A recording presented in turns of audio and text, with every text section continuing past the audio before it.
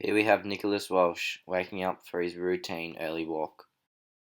Nick ties his shoes up, just like every other morning.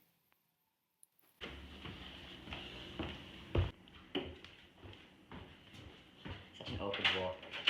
And leave.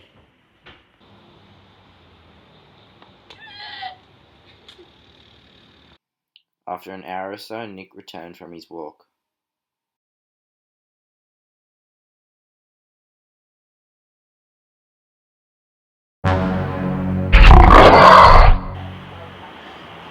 Oh no, I left the door open. I hope nothing got in. Wait a minute. Oh, what the hell is that? Is that a dog? The dog was infected with rabies, as it foamed from the mouth and showed extreme aggression. However, Nick did not take this into account. Nick was bitten on his right hand as he was attempting to pat the dog. The dog drew blood and the dog's saliva entered Nick's bloodstream. The dog's saliva carried the rabies virus, and as the dog bit into his right hand, the saliva of the dog entered Nick's bloodstream, meaning the virus had been transmitted to Nick. Here, Nick is suffering from excessive movements and agitation, one of the symptoms shown in humans after they have been infected with the rabies virus. Nick suffers as he tries to look at the sun. Another symptom of rabies is extreme sensitivity to bright light, which is now happening in Nick. Keep doing it. Keep trying to look at the sun. Another symptom of rabies is confusion, bizarre or strange thoughts, or hallucinations.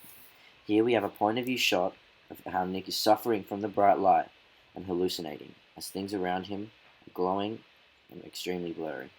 I need to see a doctor. Nicholas.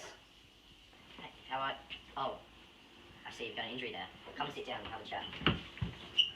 So, what's been going on with you? I got bitten by a dog. I just haven't been my usual self since then.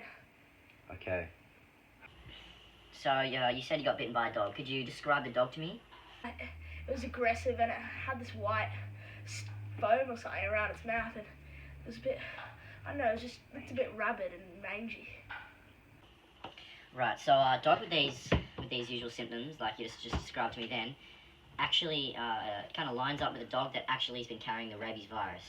Now, if you've been bitten by this dog, like you say you have, and the saliva from the dog has actually got in contact with your bloodstream, that's going to have some quite serious effects. So I'd like you to describe your symptoms quite specifically to me now. Well, my hand and all around the room, it's just been really itchy.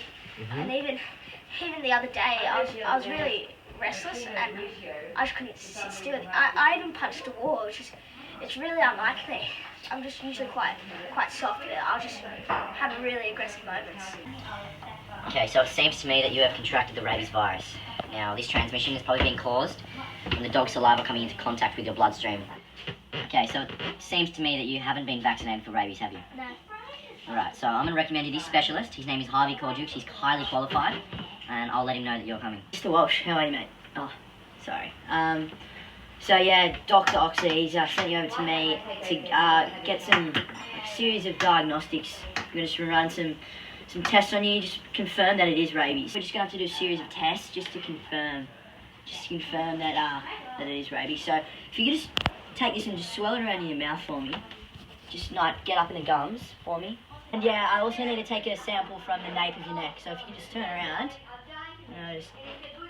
we send that saliva off to our test lab. The saliva just gets tested. We do a thing called virus isolation, and it just enables us to see, what's in that saliva, and if it is rabies, then it will appear in that test.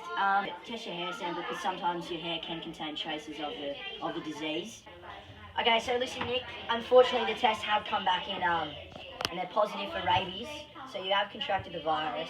Now we've got to go about preventing it from spreading further. It can be fatal in some cases. Past the stage where we administer rabies immune globulin. So we're going to have to give you a series of rabies vaccines, and they'll help you, your body, to recognise it and fight the virus. We're going to have to get a vaccine. We're going to have to get a vaccine today. So one day after infection, and then the second on the third day after infection, then the 7th, 14th, so on until we get to 28. So that's just going to help your body fight the virus, and it's going to give it a little boost, your immune system. But that'll be able to do the trick. But if not, we'll just monitor it. After the shot, you'll experience, it's highly likely that you'll experience at least some soreness, some redness, swelling, and itching around that area where they put the needle in. In some cases, we see people coming out with headache, nausea, abdominal pain, muscle aches, and dizziness.